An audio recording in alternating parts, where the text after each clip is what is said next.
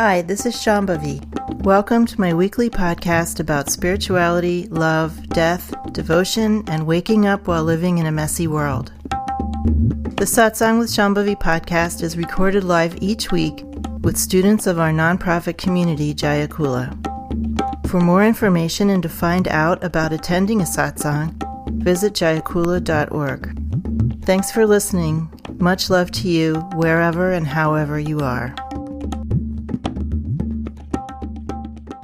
So the question's been raised, what do we do with difficult people who don't seem to have as much insight or as open a heart or as much understanding of how to be the best human being as we think we do? I'm paraphrasing what someone asked me. Well, if you always think that about everybody, you should look up megalomania in the dictionary.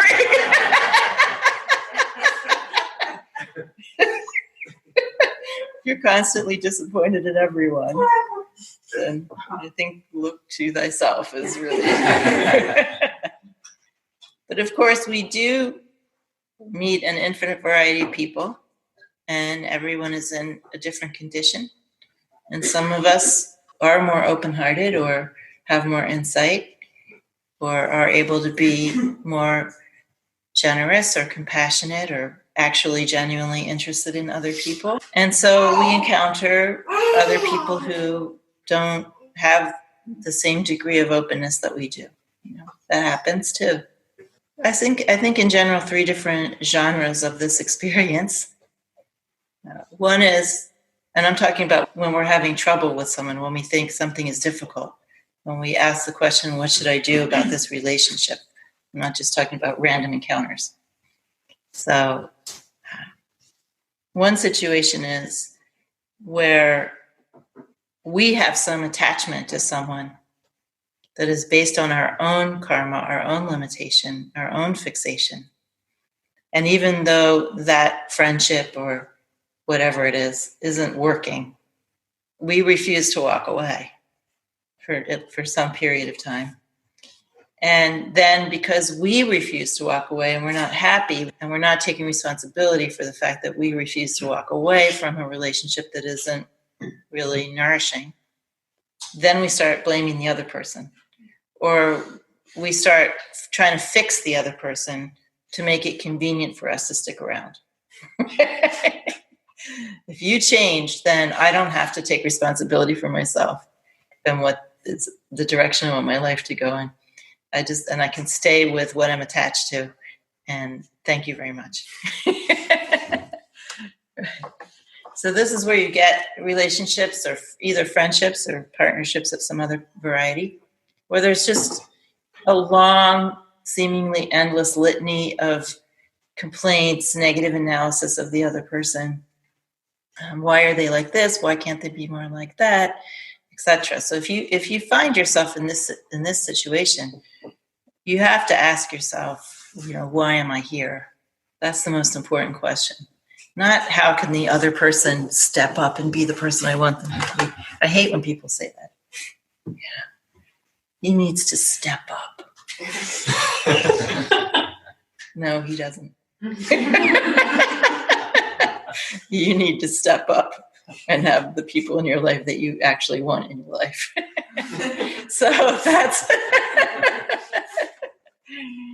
So that's, I guess, the relationship where we have an attachment and we're too scared or lazy or whatever to recognize that attachment. We don't have clarity.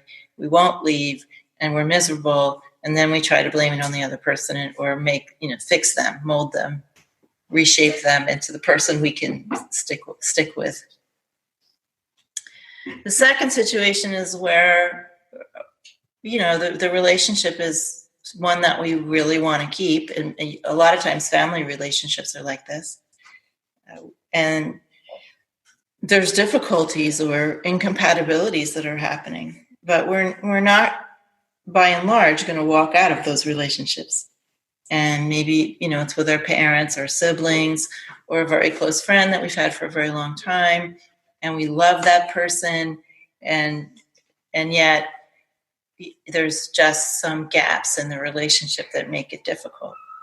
Maybe that person doesn't really respond to us in a way that lets us know that they're actually seeing us. That's often the case with parents. You hear this situation quite a bit, where one parent or another just sort of seems to have about 10 parameters for seeing other people, and anything outside of that just fades to black, something like that, right? That's very difficult. And then you get into the trap of thinking, well, how can I improve my relationship with this person by making them understand me better, right? Or how can I improve my relationship with this person by making them see who I really am, right? You get into this a lot, especially in your 20s and 30s and maybe even into your 40s, that you really want your significant other, your family or your best friend or whatever, to really see you the way that you want to be seen, or you want to be acknowledged, you want to be appreciated. I mean, the desire to be appreciated is actually a very healthy desire. You should be in relationships where people appreciate you. Absolutely. But sometimes we're not, and sometimes there's good reasons why we're not walking out of the relationship. And the trick in this situation, it doesn't mitigate all of the pain, for sure. But the trick is to flip your question from how can I get this other person to do something or see something or understand something, to how can I relate to this person in the way that will help them to feel most loved and most comfortable. And here I'm talking about kindness, really. When we decide that we're going to stay in a relationship that's difficult or sort of missing one or two legs of the chair, right? When we decide to be in a relationship, we don't want to let go of it for good reasons. It's a parent or a sibling or something like that. And that person is just not going to have the same level of insight or open-heartedness or understanding that we might. That could just be a fact. It's not necessarily a misinterpretation. If you're going to stay in the relationship, the very best thing you can do is figure out how to be kind to that person. Because by and large, you aren't going to get out of them everything that you want or wish for. And kindness can create a situation where even relationships that are impoverished on many levels can find a kind of connection that is nourishing. There are many, many families in the world where nobody understands anybody, and nobody cares. Really, this drive to be understood and seen here is really something specific to our culture and maybe other cultures, but it isn't by any means universal. So the real solution, the universal solvent for this, and the way to make a real connection with people with whom you don't share a lot necessarily, other than blood or whatever it is to open your heart and be kind to them, because that is really the medicine for that kind of relationship. So it's a bit of a flipped paradigm from what we're used to doing, which is thinking, how can I get them to see something or understand something? This is to just be genuinely open-hearted and kind toward them and let the rest fall where it may. And you'll see that when you are genuinely open-hearted and kind towards someone, even if you don't feel understood by them, then something genuine can arise. And then you don't feel that the relationship is so impoverished. And then the third kind of relationship, or third category, where we run into difficult people, or people who might just not have as broad a view as we do, and people that we aren't going to leave necessarily, is people in our spiritual community. This is actually a very interesting situation, because unless you came into the community with a friend or a spouse of some sort, you've just been thrown in to a community with a bunch of people that you didn't choose. And this is actually part of the alchemy of spiritual community, right? And there's all kinds of people that are going to annoy you. There's all kinds of people you're going to feel don't understand you, including you're going to feel the teacher doesn't understand you, mainly because the teacher, if the teacher is a good teacher, won't be giving you the feedback that you are craving. They'll be trying to help you to not crave that type of feedback anymore, right? Not crave being understood in exactly the way you want to be understood. So in a spiritual community, we are really trying to take responsibility for how we're showing up and how we're treating other people and the demands that we're making on other people, and the way that we manipulate other people into whatever we do, or the way that we try to lord it over other people. That happens a lot also. So all of these kinds of behaviors are on display in a spiritual community. And the way to relate to that situation is to use everything as a mirror. And what you're doing when you look in the mirror of someone's presenting to you through their annoying behavior, you are looking at your response to it. You're looking at your reactivity. And that's what you're working with. You're also working on opening your heart to people in a real way, but that's kind of a later stage. The first thing you need to do is to look and see how are you reacting when someone doesn't give you the approval or the kind of feedback that you've been trying to manipulate them into giving you, right? When you've been like trying to move all the pieces around so that you attain a certain position in the community, but it all goes to hell in a handbasket for some reason. How do you respond when you don't get what you want, what your ego wants? How do you respond when someone just annoys you? How do you respond when someone doesn't do what you think they should, or someone isn't as good of a student as you think they should be, or whatever is going on? How are you responding inside? What is your emotional response? What are your thoughts? You're looking at that, and that's what you're working with to relax those responses. And what we have to keep in mind is that people who are more realized don't get annoyed with other people. They don't feel that other people are in the wrong because of some behavior that they have. They don't try to denigrate other people. They don't try to lord it over other people. They aren't in competition with other people. Of course, there's many spiritual teachers, so-called, who are doing all those things, but that's not what I'm talking about. We don't, just forget about them. I'm talking about when people have actual realization, you can understand that is your destination. Your destination is to be more like Ma. Your destination is to be able to love and see the wonder in everybody, no matter how they're showing up. You may not get there in this lifetime, that's fine, but you should try your hardest to get there, in any case, using the tools of your practice.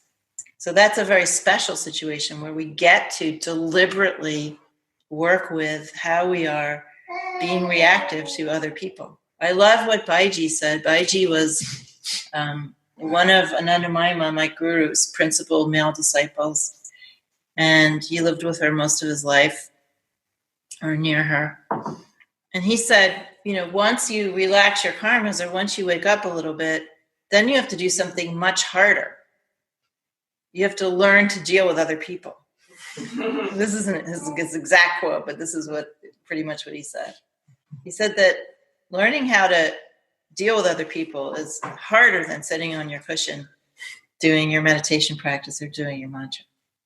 So that's why in Jayakula, the spiritual community is just as important of a practice. Because if we just sit around on our cushion, patting ourselves on our backs about how great we're doing, what great yogis and yoginis we are, we're really nowhere. Really nowhere. We have to be able to take our practice off the cushion and see how it is to be that person who just did that mantra for an hour, right? And we have to be able to observe how we're reacting so that we can apply our practice in an integrated way.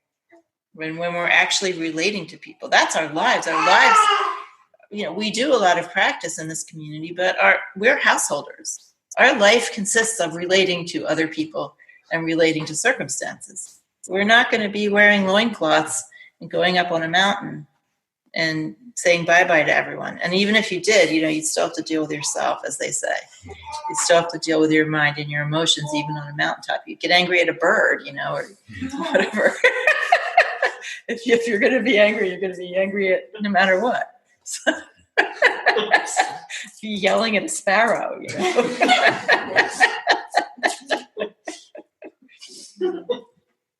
So we have a golden opportunity in spiritual communities to work with how we are actually showing up as reflected to us in the very large mirror of the other people in our community and our teacher.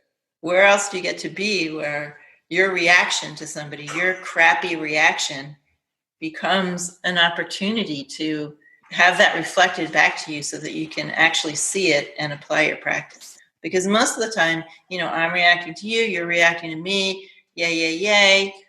We all go home and fume or whatever. But in a community like this, we learn to take responsibility for that. We learn to reflect things to other people, even verbally, to let people know what we're seeing. And then we get to work with that. There really isn't another place in American life anyway where you get to do that. So that's a very different situation. When a friend pisses you off or someone else disappoints you, you can just say bye, see you later. You don't actually have to deal with it, and you can just keep telling the story of why you were right and they were wrong, till the day you die. But some of us have the concept that I don't know how long I'll be with the teacher, but it'll be a long time. If you have an actual relationship with the teacher, you're not going to walk away just because they piss you off. And then you're going to have to deal with yourself. So it's a very unique situation.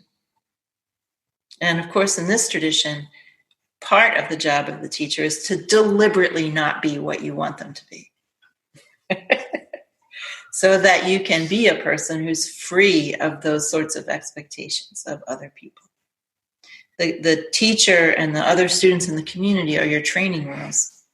They're your training wheels for relating to everyone with more openness and less expectation, with more ability to understand and actually feel that you can love anyone in any condition. As I've said many times, over the years, if you stick around, you learn to love everyone in the community, even the people that you couldn't stand when you first got here. You find a way to love them. That's part of the process. And through that process, you learn that you can love anyone, that loving people is not dependent on them showing up in the way, with your Chinese menu of okay, they have to have 4 from column A and 2 from column B or something like that. Right? Otherwise, no, never mind, I'm not loving you. Your list of on Tinder and OkCupid, you write lists of things that you want other people to be, right? Part of this practice is about getting rid of your list. That's freedom, when you have no list of how you want other people to be.